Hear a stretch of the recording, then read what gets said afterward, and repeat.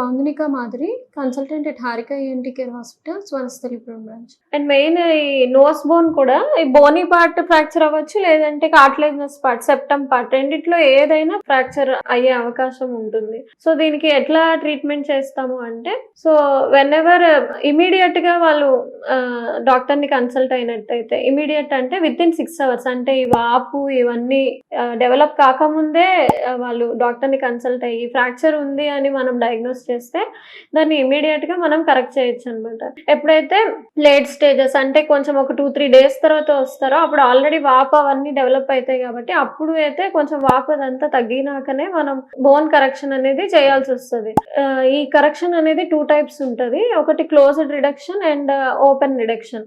Most of the cases closed reduction అంటే just bone fracture అయ్యి ఉండి వాళ్ళు ఎర్లీగా ప్రెజెంట్ అయితే క్లోజ్డ్ రిడక్షన్ లోనే మనం ఫ్రాక్చర్ అయిన బోన్ ని రీప్లేస్ చేస్తాము. యూజువల్ గా ఇది జనరల్ అనస్థీషియా, పెద్ద మొత్తంలో చేస్తాము, కొంచెం పెయిన్ఫుల్ ఉంటది కాబట్టి. ఓపెన్ రిడక్షన్ అంటే 1 month తర్వాత వాళ్ళు ప్రెజెంట్ చేస్తారు మన దగ్గరికి. అప్పుడు వాళ్ళకి శ్వాసకి ఇబ్బంది ఉండడము అండ్ ఎక్స్టర్నల్ డిఫార్మిటీ అంటే ముక్కు బయట నుంచి కూడా వంకరగా ఉన్నట్టు ఇట్లాంటి డయాగ్నోస్ చేసినట్టయితే అప్పుడు then we will go for open reduction. So open reduction లో మనం either we will do septoplasty అంటే డిపెండింగ్ అపాన్ ద ప్రాబ్లం.